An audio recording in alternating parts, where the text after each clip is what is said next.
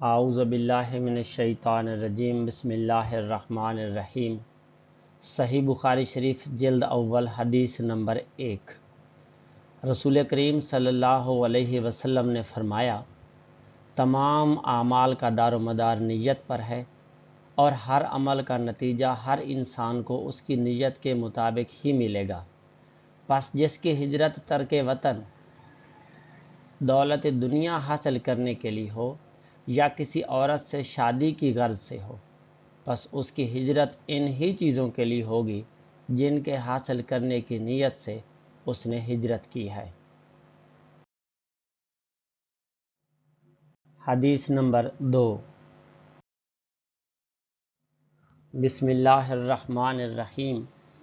ایک شخص حارث بن حشام نامی نے نبی کریم صلی اللہ علیہ وسلم سے سوال کیا تھا کہ یا رسول اللہ صلی اللہ علیہ وسلم، آپ پر وحی کیسے نازل ہوتی ہے؟ آپ صلی اللہ علیہ وسلم نے فرمایا کہ وحی نازل ہوتے وقت کبھی مجھ کو گھنٹی کی سی آواز محسوس ہوتی ہے، اور وحی کی یہ کیفیت مجھ پر بہت شاق گزرتی ہے۔ جب یہ کیفیت ختم ہوتی ہے تو میرے دل و دماغ پر اس فرشتے کے ذریعے نازل شدہ وحی محفوظ ہو جاتی ہے۔ اور کسی وقت ایسا ہوتا ہے کہ فرشتہ بشکل انسان میرے پاس آتا ہے اور مجھ سے کلام کرتا ہے، پس میں اس کا کہا ہوا یاد رکھ لیتا ہوں۔ عائشہ رضی اللہ عنہا کا بیان ہے کہ میں نے سخت کڑاکے کی سردی میں نبی کریم صلی اللہ علیہ وسلم کو دیکھا ہے کہ آپ صلی اللہ علیہ وسلم پر وحی نازل ہوئی، اور جب اس کا سلسلہ موقوف ہوا تو آپ صلی اللہ علیہ وسلم کی پیشانی پسینے سے شرابور تھی۔ حدیث نمبر 3۔ نبی کریم صلی اللہ علیہ وسلم پر وحی کا ابتدائی دور اچھے، سچے اور پاکیزہ خوابوں سے شروع ہوا۔ آپ صلی اللہ علیہ وسلم خواب میں جو کچھ دیکھتے وہ صبح کی روشنی کی طرح صحیح اور سچا ثابت ہوتا۔ پھر من جانب قدرت آپ صلی اللہ علیہ وسلم تنہائی پسند ہو گئے، اور آپ صلی اللہ علیہ وسلم نے غار حرا میں خلوت نشینی اختیار فرمائی، اور کئی دن اور رات وہاں مسلسل عبادت اور یاد الہی و ذکر و فکر میں مشغول رہتے۔ جب تک گھر آنے کو دل نہ چاہتا توشہ ہمراہ لیے ہوئے وہاں رہتے۔ توشہ ختم ہونے پر اہلیہ محترمہ خدیجہ رضی اللہ عنہا کے پاس تشریف لاتے اور کچھ توشہ ہمراہ لے کر پھر وہاں جا کر خلوت گزیں ہو جاتے۔ یہی طریقہ جاری رہا یہاں تک کہ آپ صلی اللہ علیہ وسلم پر حق منکشف ہو گیا، اور آپ صلی اللہ علیہ وسلم غار حرا ہی میں قیام پذیر تھے کہ اچانک جبرائیل علیہ السلام آپ صلی اللہ علیہ وسلم کے پاس حاضر ہوئے اور کہنے لگے کہ اے محمد پڑھو۔ آپ صلی اللہ علیہ وسلم فرماتے ہیں کہ میں نے کہا میں پڑھنا نہیں جانتا۔ آپ صلی اللہ علیہ وسلم فرماتے ہیں کہ فرشتے نے مجھے پکڑ کر اتنے زور سے بھینچا کہ میری طاقت جواب دے گئی۔ پھر مجھے چھوڑ کر کہا کہ پڑھو۔ میں نے پھر وہی جواب دیا کہ میں پڑھا ہوا نہیں ہوں۔ اس فرشتے نے مجھ کو نہایت ہی زور سے بھینچا کہ مجھ کو سخت تکلیف محسوس ہوئی۔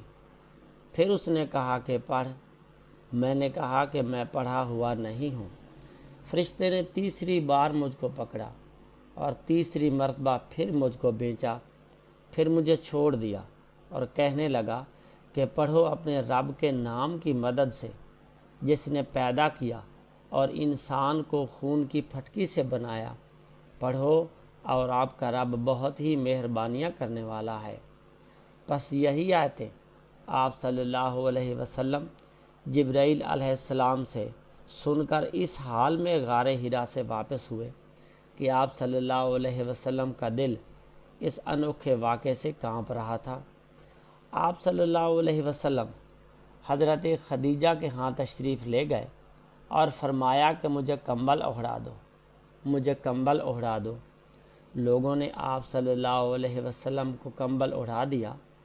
جب آپ صلی اللہ علیہ وسلم کا ڈر جاتا رہا تو آپ صلی اللہ علیہ وسلم نے اپنی زوجہ محترمہ خدیجہ رضی اللہ عنہا کو تفصیل کے ساتھ یہ واقعہ سنایا اور فرمانے لگے کہ مجھ کو اب اپنی جان کا خوف ہو گیا ہے۔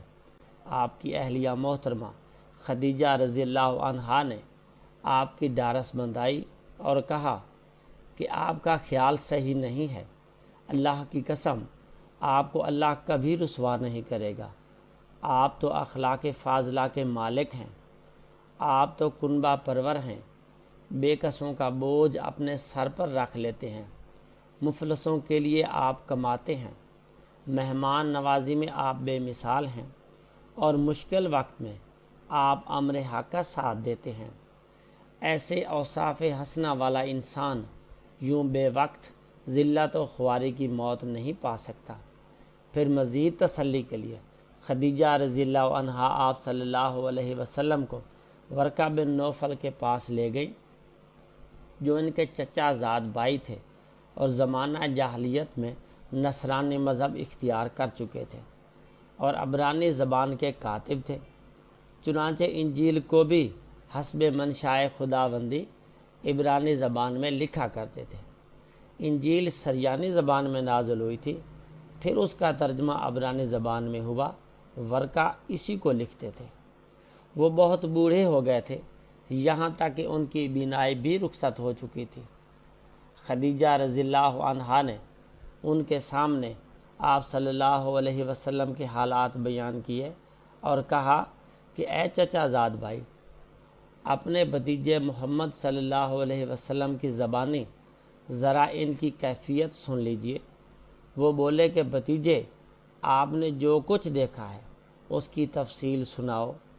چنانچہ آپ صلی اللہ علیہ وسلم نے از اول تا آخر پورا واقعہ سنایا، جسے سن کر ورقہ بے اختیار ہو کر بول اٹھے کہ یہ تو وہی ناموس یعنی معزز فرشتہ ہے جسے اللہ نے موسیٰ علیہ السلام پر وحی دے کر بھیجا تھا۔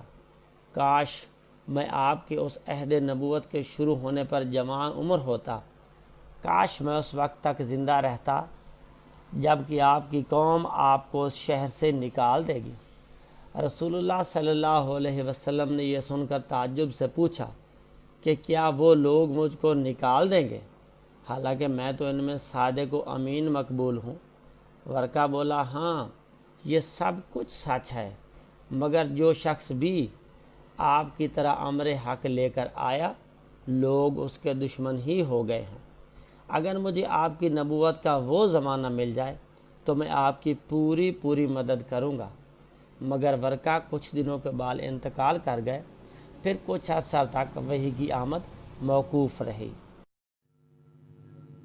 اللہم صلی علی محمد و علی آل محمد و بارک وسلم۔